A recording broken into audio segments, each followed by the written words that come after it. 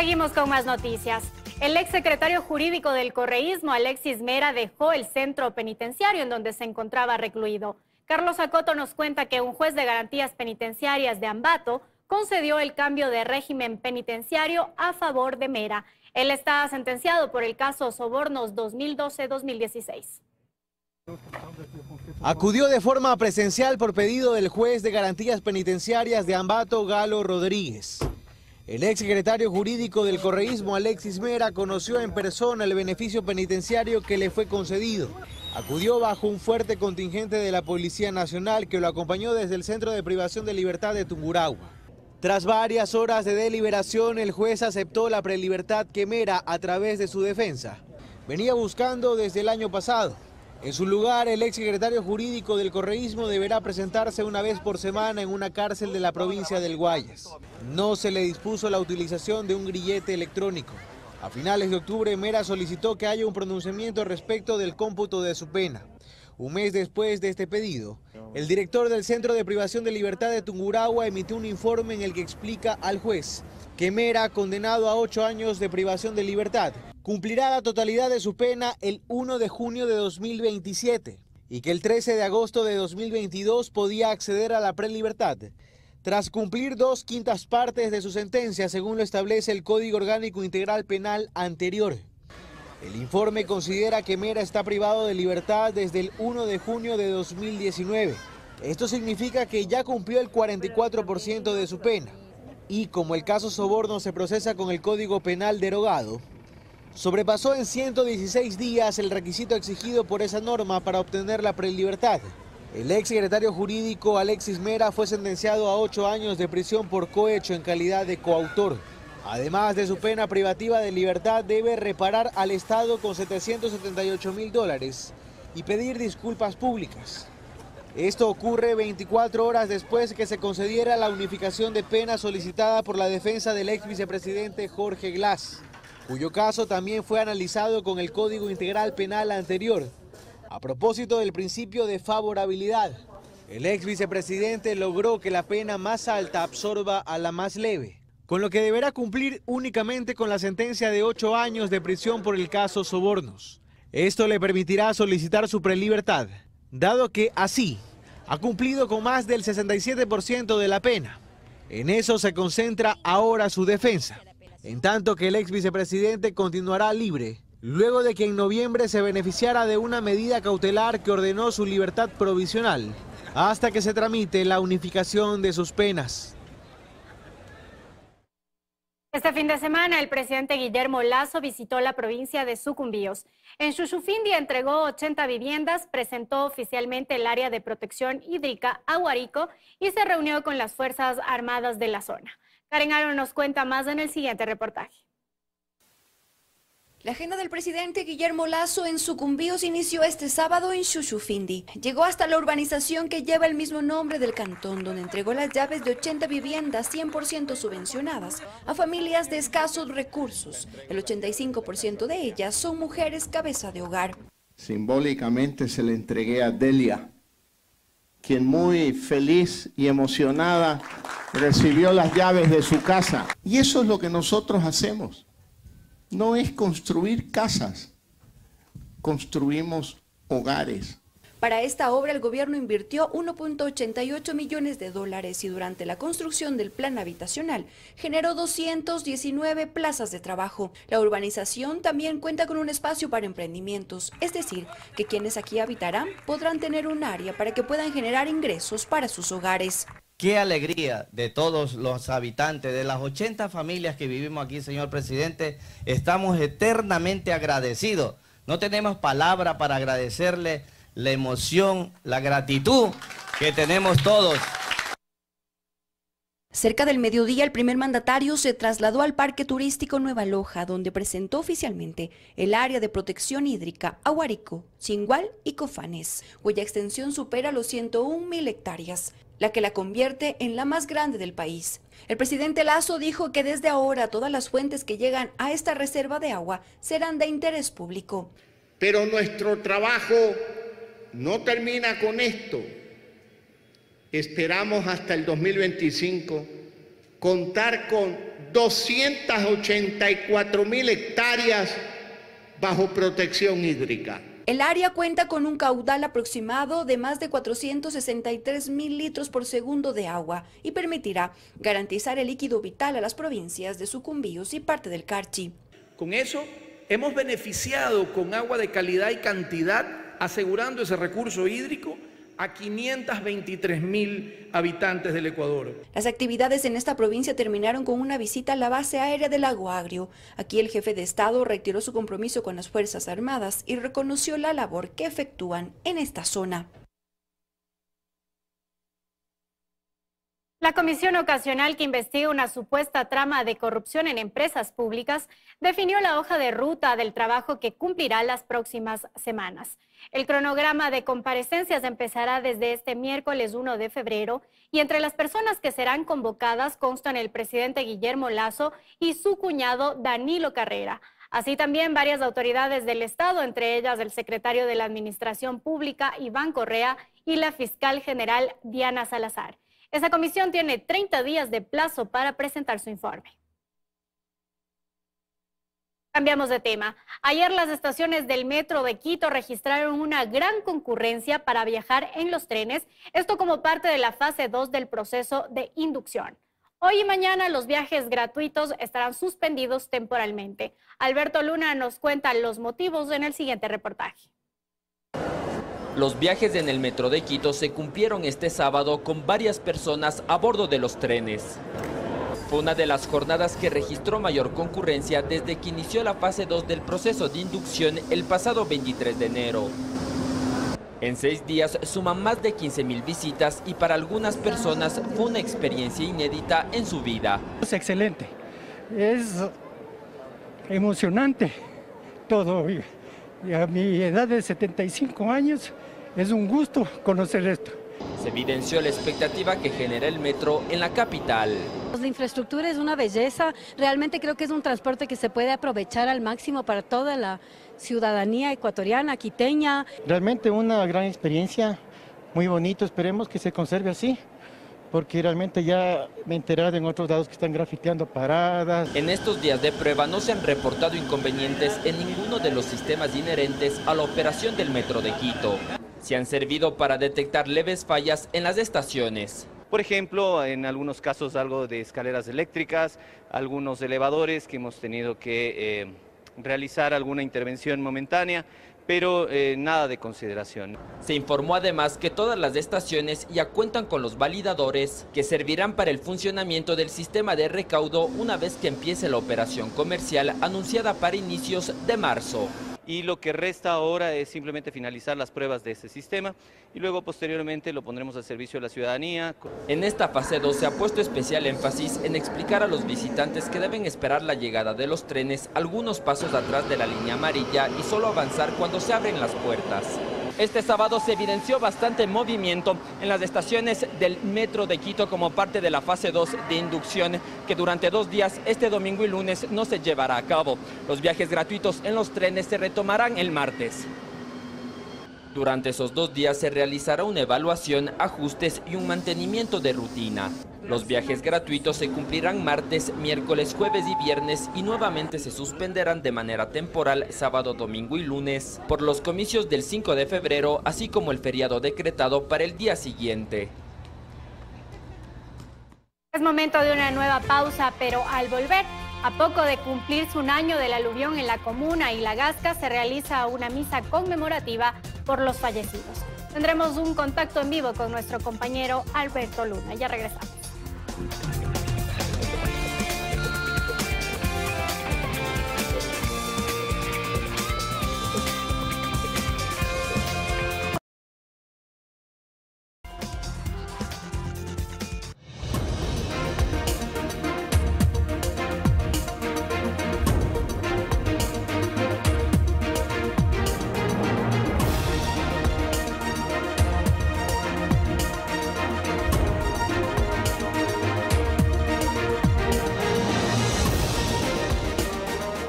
Empezamos con las noticias, amigos. El consejero electoral José Cabrera detalló que todo está listo para el desarrollo de los comicios del próximo domingo 5 de febrero.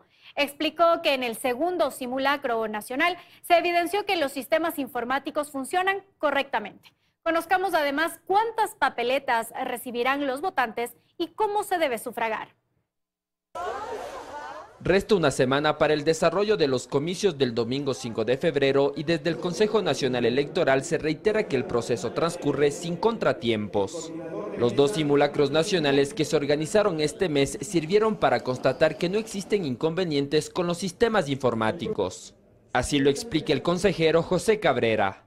Se han afinado todos los temas, se han realizado los ajustes necesarios, capacitaciones al personal operativo, sistemas informáticos, tanto el hardware como el software, se han hecho todas las pruebas necesarias y se encuentran listos para el proceso electoral. Los simulacros también permitieron calcular el tiempo aproximado de los primeros resultados oficiales que tendría el CNE tras el cierre de las votaciones. Un promedio de hora y media por dignidad. Entonces los primeros resultados que tendremos serán los de alcaldes que esperamos tipo 7:30, 8 ya los vayamos teniendo. Las elecciones 2023 tienen como particularidad que se entregarán varias papeletas a los ciudadanos que acudan a las urnas y para que no exista confusión les recordamos cómo se dividen y cómo se debe sufragar. En zonas urbanas son 7 papeletas, de alcalde, prefecto, otra para los concejales urbanos, mientras que 3 son para elegir a los integrantes del Consejo de Participación Ciudadana y Control Social y también está la papeleta del referendo. En zonas rurales, en tanto, hay que añadir otra papeleta para elegir a los vocales de las juntas parroquiales. En cuanto a la forma de votar para las autoridades seccionales, se realizará de la siguiente manera. El voto por concejales urbanos, rurales y juntas parroquiales desde este proceso electoral es en lista o en plancha, como se le conoce. Si es que marcaran unipersonal, estarían anulando el voto por error. Para elegir a los miembros del Consejo de Participación Ciudadana, la votación es individual. 3 para las candidatas mujeres, otros 3 votos para postulantes hombres y 1 más para el candidato representante de pueblos y nacionalidades. Respecto al referendo, en cada una de las 8 preguntas se podrá seleccionar el sí o el no. No necesariamente todo sí, todo no, sino en cada una de las preguntas, según lo que crea conveniente el ciudadano o ciudadana, marcar sí o no, blanco o nulo. En cuanto a la distribución de los kits electorales, la entrega en las distintas provincias se cumple acorde al cronograma. Y en Azuay todo se pone a punto para las elecciones seccionales. Iván Rodríguez nos cuenta las novedades previo a los comicios. Entre la indecisión del electorado, que estaría entre el 30 y el 40%, avanzan las actividades para las elecciones seccionales del próximo domingo 5 de febrero. Al finalizar la semana laboral llegaron a Cuenca los paquetes electorales, que ya están bajo la custodia de las Fuerzas Armadas. Es obligación de las Fuerzas Armadas la custodia de nuestros espacios internos, en este caso del Centro de Procesamiento Electoral, y la policía en la parte exterior, así como también la colaboración del EMOP en lo que es la coordinación con tránsito. Este material será distribuido el viernes 3 y parte del sábado 4 de febrero a los 271 recintos electorales en los 15 cantones de la Azuay. Está preparada toda la logística, estamos de hecho haciendo ya pruebas técnicas de lo que será el proceso electoral. La Intendencia de Policía, por su parte, realizará el control de los espacios públicos respecto a los cierres de campaña. Quienes no tengan las autorizaciones pertinentes, es decir, que no han cumplido con los requisitos o no tienen la infraestructura y el personal capacitado para brindar este servicio, serán suspendidos dichos eventos, siendo esta la sanción máxima. Los primeros en sufragar serán las personas privadas de la libertad el 2 de febrero y el 3 el voto en casa.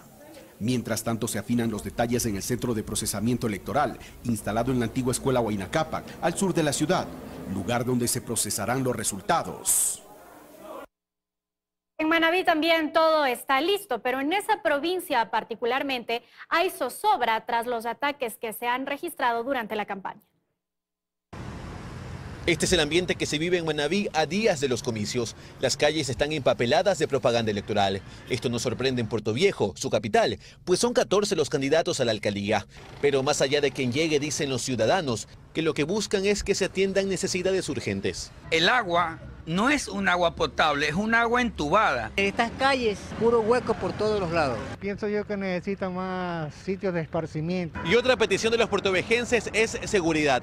Y es que si bien es cierto, esto no es competencia municipal, dicen que se debe dar un respaldo ante el nivel de violencia que se vive en la ciudad.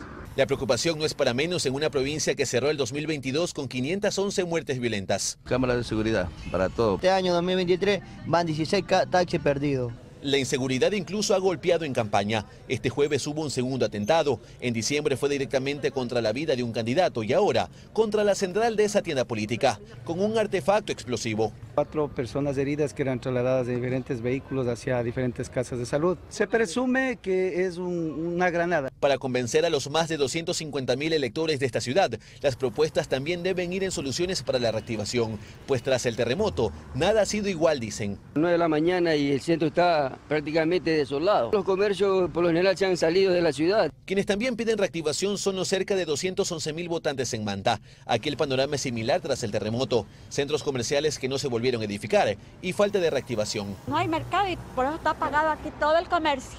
Miren las tiendas cerradas, mi tienda cerrada. También aclaman seguridad, lucha contra el narcotráfico y el crimen organizado, mejores vías y mejor interconexión en el transporte público. Ya no se puede ni trabajar tranquilo porque hay mucha delincuencia ahorita. Muchas complicaciones para la inseguridad. En las calles también hay gran cantidad de propaganda electoral, de 2 postulantes principalmente. En Manta son 9 los candidatos a la alcaldía. Quien llegue también debe preocuparse por la contaminación ambiental, piden.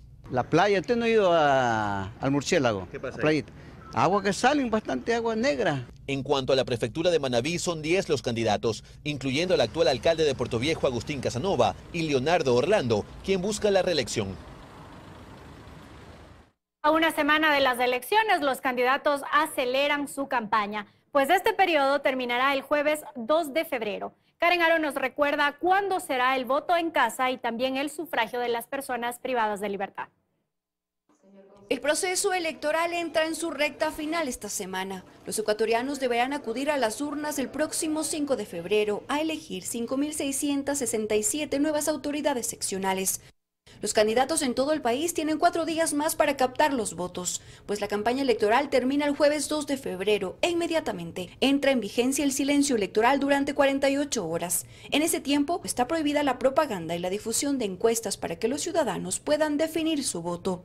En esos días previos a las elecciones también se pone en vigencia la ley seca, es decir, que está prohibida la venta y consumo de licor. Según lo determinado en el calendario, será desde el mediodía del viernes 3 de febrero hasta el mediodía del lunes 6 de febrero. De acuerdo a lo aprobado por el Consejo Nacional Electoral, el 2 de febrero también sufragarán las personas privadas de su libertad sin sentencia condenatoria ejecutoriada. En total serán 5.497 en 43 cárceles del país. Mientras que el 3 de febrero será el voto en casa para adultos mayores y personas con discapacidad, el 5 de febrero las elecciones seccionales y el proceso electoral termina con la posesión de las autoridades el 14 de mayo de 2023. Alrededor de 6 horas podría tomar el escrutinio en las elecciones del próximo 5 de febrero. Ante ese escenario se decidió suspender la jornada laboral del lunes 6 de febrero. Mediante el decreto ejecutivo 655 que fue emitido este viernes, el presidente Guillermo Lasso resolvió suspender la jornada laboral del lunes 6 de febrero. Esto se aplica tanto para el sector público como para el privado. La decisión se toma por petición del CNE, ya que la jornada electoral sería intensa. Las elecciones demandarían la participación de los miembros de las juntas receptoras del voto hasta altas horas de la noche. Los comicios del próximo 5 de febrero serán de los más grandes que se han llevado adelante en el Ecuador, pues elegirán autoridades seccionales del Consejo de Participación Ciudadana, además del referendo constitucional. Cada junta receptora del voto tendrá mínimo 5 miembros y se dividirán en 2 grupos para el conteo. El escrutinio podría tomar unas 6 horas, es decir, que se extenderá hasta cerca de la medianoche, lo que implicaría que probablemente no haya resultados el mismo 5 de febrero o muy pocos. Además, para los comicios se activarán 4.380 recintos electorales, de los cuales 4.013 son unidades educativas, 63 son universidades y 304 infraestructuras de otro tipo. Después de la jornada democrática, los recintos deberán ser adecuados, lo que incluye la respectiva limpieza, y esto no estaría listo para el lunes 6 de febrero. De ahí la resolución. A mi parecer me parece bien. Es que de ley hay que aprovecharlo, amigo. Usted no puede ir a un colegio a estudiar y encontrar su aula desbaratada. Se van a quedar hasta la madrugada. Entonces tienen que arreglar todo eso. Si en el tema de universidades, arreglar las aulas, los patios. El presidente Lasso dispone que la jornada se debe recuperar tanto en el sector público como el privado. En el primer caso se dispuso que la jornada se recupere con 1 hora adicional de trabajo por los 8 días subsiguientes. Y en el caso del sector privado, tanto el empleador como el trabajador deberán ponerse de acuerdo en la forma de recuperar. Para este día se debe garantizar la provisión de servicios públicos básicos de salud, bomberos, aeropuertos, entre otros, por lo que se debe disponer del personal mínimo para la atención. Faltan 8 días para que se lleven a cabo los comicios, en los que se elegirán a 5.667 autoridades. La campaña electoral se extenderá hasta el 2 de febrero. Desde entonces, entra en vigencia el silencio electoral por 48 horas, un tiempo en el que está prohibida la propaganda y la difusión de encuestas, para que las personas piensen libremente sobre su voto. En este mismo tema, 52.000 policías estarán desplegados a nivel nacional para los comicios del 5 de febrero. Parte del contingente que brindará seguridad durante la jornada electoral será agentes de inteligencia. Precautelar la seguridad de los electores, de los miembros de las juntas receptoras del voto, de los candidatos, de los observadores nacionales e internacionales y de todo el personal que estará en los recintos y en las delegaciones del Consejo Nacional Electoral el próximo domingo 5 de febrero. Es el rol que cumplirá la Policía Nacional el día de la cita en las urnas, dice el coronel William Calle, coordinador asignado por la institución para los comicios. Vamos a estar al 100% desde las 5 de la mañana, ubicado ya en los recintos, y nuestra misión es hasta altas horas de la noche, donde que ya retiramos los quiles electorales y damos seguridad conjuntamente al personal del CNE. Durante la jornada electoral a nivel nacional estarán desplegados 52.000 uniformados y habrá además un importante contingente de agentes especiales y de inteligencia. Nosotros hemos ya seleccionado algunos territorios conflictivos donde que se va a poner un poco más de énfasis, se va a poner más personal policial, gente de inteligencia, donde que incluso va a haber grupos de élites, grupos del GOI, del GIR. Ellos estarán presentes en los distritos más conflictivos de provincias como Guayas, Santa Elena, Manabí, Esmeraldas y Los Ríos. Con ello, como institución, la policía brinda todas las garantías para que los electores puedan acudir a cumplir su cita en las urnas. Ante la posibilidad de que se registren episodios de violencia, Calle manifiesta que en los simulacros electorales que recientemente se realizaron se pusieron en práctica lineamientos que la institución ya posee para actuar de ser el caso. Actualmente se capacita a los uniformados para el cumplimiento de otras tareas asignadas como la recolección de los votos y su traslado a los centros de digitalización de actas y de procesamiento electoral. También nosotros vamos a citar a las personas que van a sufragar en estado de embriaguez, las personas que van a sufragar con armas de fuego, sancionadas como una infracción electoral. También nosotros tenemos la misión de que las personas no pueden hacer proselitismo político en el momento que van a sufragar. Calle destaca que hasta el momento todos los puntos del calendario electoral que involucraban el apoyo de la Policía Nacional como debates y simulacros se han cumplido con éxito. Este fin de semana, las agencias del Registro Civil abrieron sus puertas para atender a los ciudadanos que buscan obtener o renovar su cédula de identidad y poder sufragar el 5 de febrero. Karen Aro está en la Agencia Naciones Unidas y nos muestra si hay afluencia de ciudadanos y cómo se desarrolla la atención a esta hora. Vamos a ver. Hola, Karen. Hola Belén, amigos televidentes, buenas tardes. Así es, estamos ya a 8 días nada más de que inicien las elecciones del 5 de febrero de 2023 y ustedes como ciudadanos saben que el único requisito para acercarse a sufragar es la cédula de identidad. Debido a ello, como ustedes pueden observar, las puertas del Registro Civil y de las diferentes dependencias en varias provincias están abiertas para atender durante el fin de semana. El día de ayer atendieron, sábado y domingo más o menos, nos dicen que se entregaron unas 1000 cédulas y hoy está previsto de entregar otras 500. Vamos a conversar un poco con la gente que llega a esta hora para preguntarles. Buenas tardes, ¿usted viene a sacar su cédula? No. ¿Qué trámite va a hacer? Para sacar pasaporte. Ah, pasaporte. Bueno, esto tiene que realizar otro trámite, entiendo yo, pero hoy también es para la cédula. Conversemos un poquito por acá con la gente. Buenas tardes, ¿usted va a sacar su cédula de identidad? Sí. ¿Qué pasó con la suya? Se me perdió. ¿Cuándo? Hace 2 años, sino que tuve un problema con la con la fecha de nacimiento estoy en proceso. Ya, pero ahora va a sacar, le ayuda que sea fin de semana, ¿no? Sí, porque es menos gente llega. Claro. ¿Y cómo ha sido el trámite? ¿Tomo turno? Ah, sí, por el internet. Ya, pues me vieron que me acercara hasta ahora aquí. Sí, ayuda. Sí, claro. Señor, buenas tardes. ¿Usted va a sacar su cédula de identidad? Sí. ¿Tomó turno? Sí, tomé turno. Ajá. Me asaltaron y como sabe la inseguridad que está en el país, entonces me tocó otra vez venir a sacar la cédula. Ya, perfecto. Pero se ayuda que atiendan en fin de semana, ¿no? Claro, porque es imposible. A veces es difícil entre semana. Ajá. ¿Tu nombre? Alexander. Muchísimas gracias. Así es, pues. La afluencia no es fuerte de ciudadanos, sin embargo, las puertas de este domingo aquí en el registro civil en el norte de Quito estarán abiertas hasta las 3 de la tarde. Cabe informar a la ciudadanía que de lunes a viernes de la próxima semana las puertas se abrirán desde las 8 de la mañana hasta las 5 de la tarde y el día de las elecciones incluso se abrirán las puertas desde muy temprano hasta las 2 de la tarde. Así que si todavía usted no tiene su cédula de identidad para acudir a votar, puede hacerlo. Es la información a esta hora desde el norte de Quito. Belén, continúas tú con más información. Que tengan una buena tarde. Muchas gracias, Karen. Importante porque este es el requisito. Gracias por continuar en nuestra sintonía. Una misa se desarrolló esta mañana en la cancha de vóley de la comuna en el norte de Quito. Pues este 31 de enero se cumplirá un año del trágico aluvión que dejó 28 fallecidos. Alberto Luna nos informa a esta hora desde ese sitio. Buenas tardes, Alberto.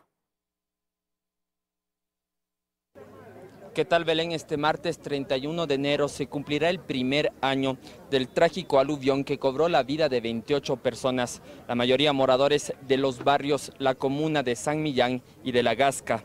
Esta mañana por este motivo se organizó una misa en la cancha de vóley en memoria de los fallecidos. En este espacio, ese trágico lunes del 31 de enero del 2022, varias personas estaban reunidas por un partido de ecuavóley cuando fueron sorprendidas por el aluvión.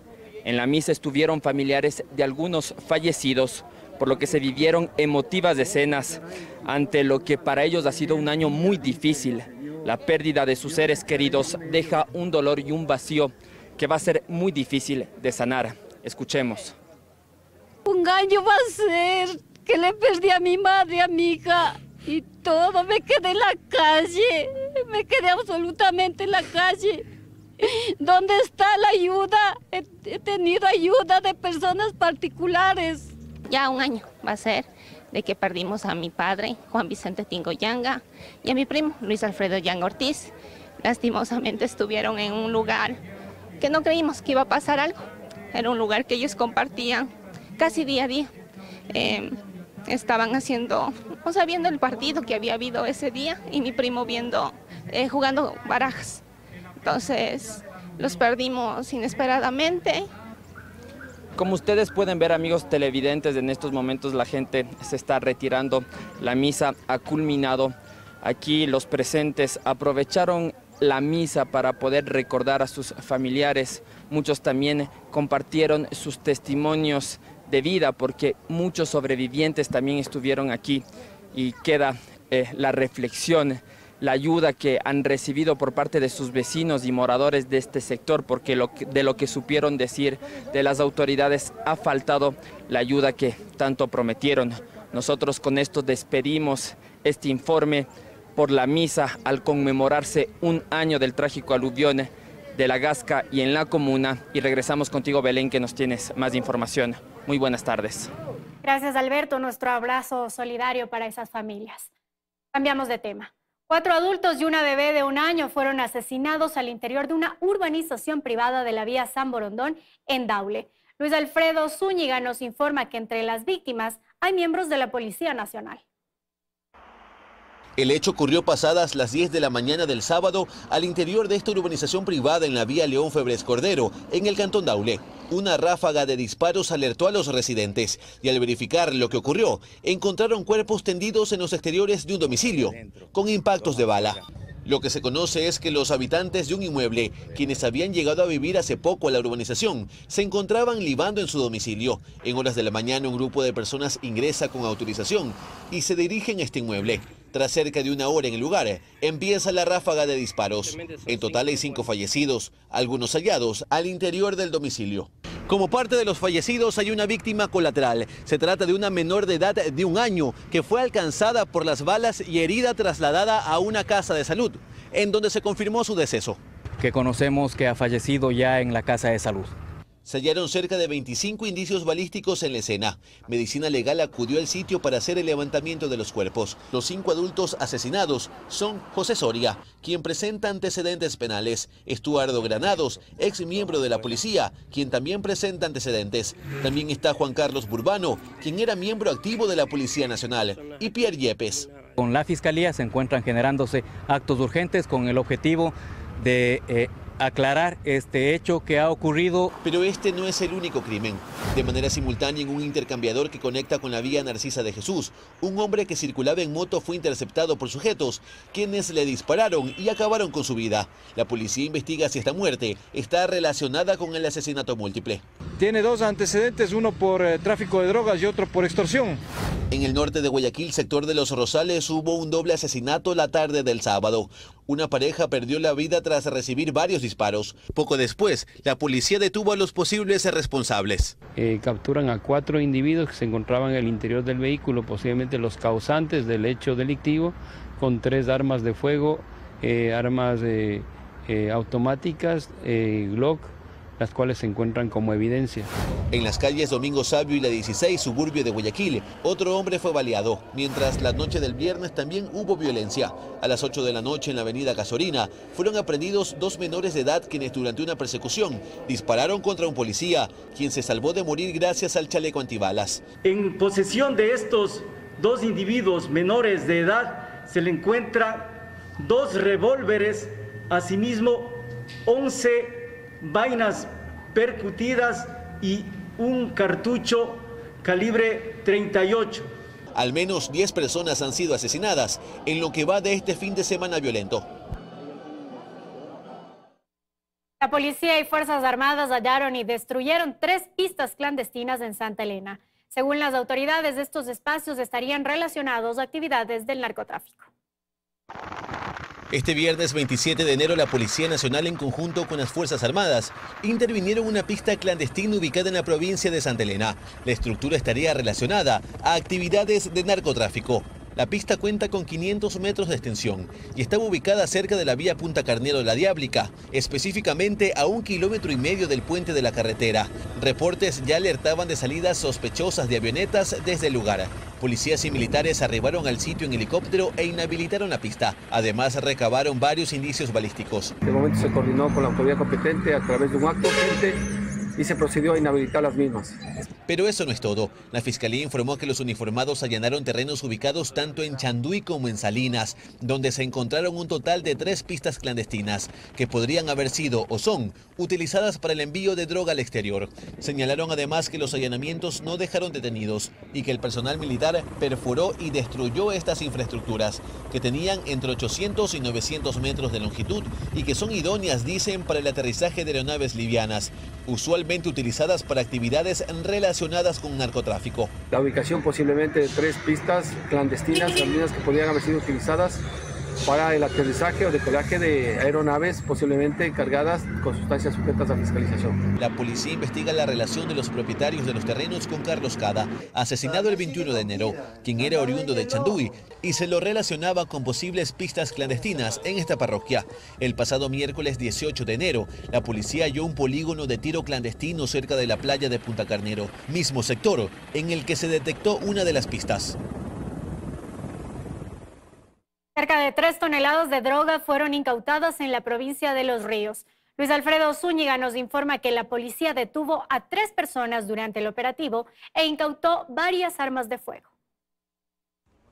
El operativo Armagedón se llevó a cabo la noche del viernes en el cantón Buena Fe, provincia de Los Ríos. Esto tras una investigación sobre envíos de droga a puertos y aeropuertos del Ecuador. La policía allanó una finca que funcionaría como centro de acopio. Allí se halló una caleta escondida bajo la tierra, con cerca de 3 toneladas de droga. La tierra removida que estaba con acerrín durante el momento de la explotación del lugar, pues los agentes hacen explotación en sitios determinados. Pues se pudo detectar que era alrededor de 2.641 paquetes cuya sustancia sometida a la prueba preliminar de campo nos dio un positivo para cocaína.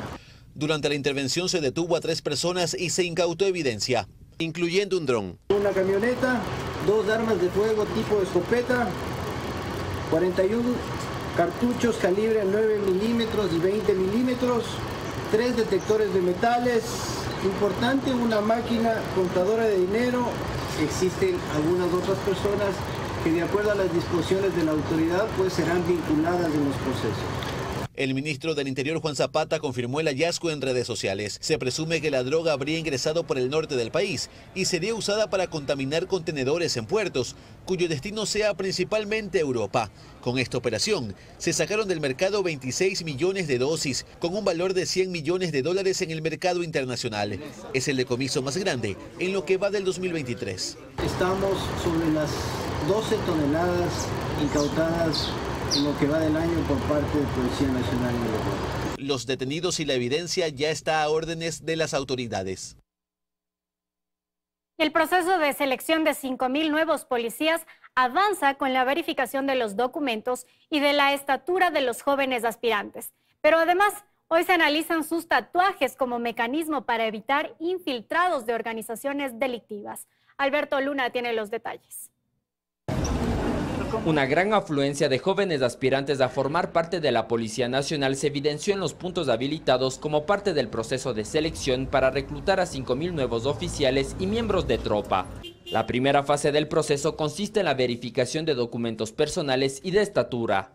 Por eso, en las instalaciones de la Escuela de Formación de la Delicia, en el norte de Quito, los postulantes acudieron con sus carpetas y la ilusión de ser seleccionados.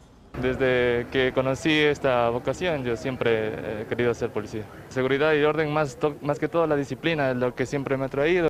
Se trata de una aspiración que muchos postulantes comparten con sus familiares.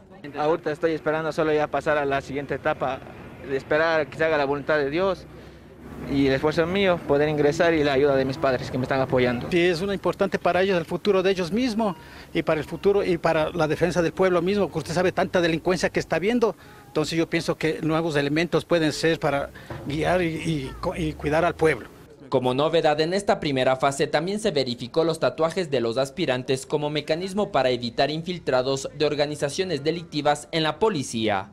Estos tatuajes se suben a una base de datos y a través de los sistemas tanto de inteligencia como de investigación de la Policía Nacional podemos determinar si tienen características o son propios justamente de estas organizaciones delictuales. Entonces, estas personas son separadas del proceso. De los 5.000 cupos disponibles, 4.600 corresponden al nivel técnico operativo y postularon 19.000 jóvenes. Mientras tanto, 400 son para el nivel directivo con 4.700 postulaciones. Es así que hemos abierto 11 sedes a nivel nacional, en donde los jóvenes diariamente están acudiendo para hacer el tema del registro.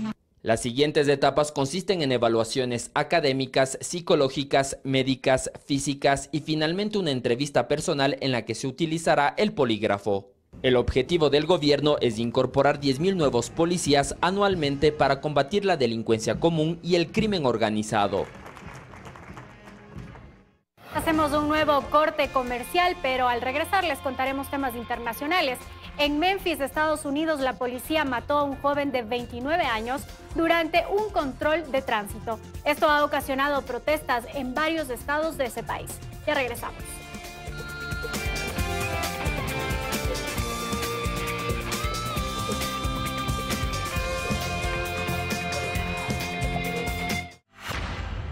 En los paisajes más hermosos, usted y yo estamos unidos para siempre. Nace un amor incontrolable. ¿Quién es esta? Es que es una recolectora de café. Entre dos almas gemelas que pertenecen a mundos distintos. Que la campesina sepa que no tiene ninguna cabida en esta familia. Llega el éxito que conmovió al mundo. Una nueva versión con otro sabor. Café con aroma de mujer. Saboréalo pronto en Teleamazonas. Te veo Ecuador. No contamos historias, las vivimos contigo.